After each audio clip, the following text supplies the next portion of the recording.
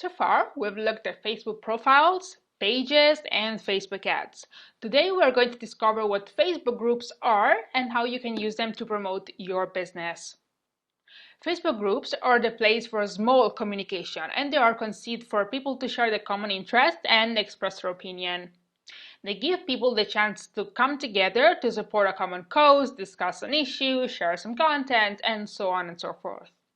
When you create a group, you can decide whether to make it publicly available for anyone to join, require administrator approval for members to join, or keep it private and by invitation only.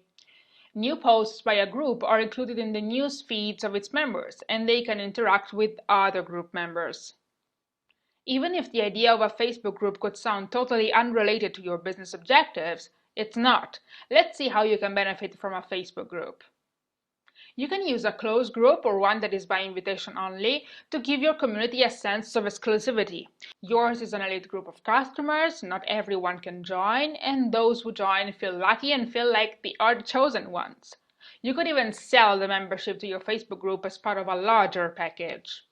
Open groups can also be useful to build awareness, authority, and interest in your brand. Even if the group is a free access one, joining a group creates a much stronger sense of belonging with respect to the simple like you can give to a Facebook page. You can gather people of like interest, and do you know what's the translation to this? That you gather potential customers. Moreover, these potential customers feel they are in a more protected environment with respect to a Facebook page, meaning that they will be more likely to share preferences and any other information that is valuable to you.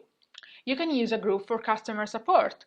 We've already mentioned that social media in general is great for customer support, but inside a Facebook group, you can go beyond the generic cold answer and really try to establish a personal relationship with each member. Unless members have turned notifications off, Facebook will notify them anytime someone posts something in your group, meaning that the chance for them to see what you post is much higher.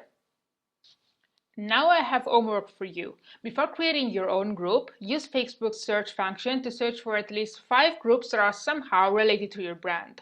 Join them or send your request to join, and once you're in, study. Explore what people are posting, what the administrator is posting, and do your best to understand in what way or ways he or she is benefiting from the activity in the group. Only after you have carefully analyzed these groups, start planning a group of your own and evaluate whether you could get an advantage from it, just as your competitors do.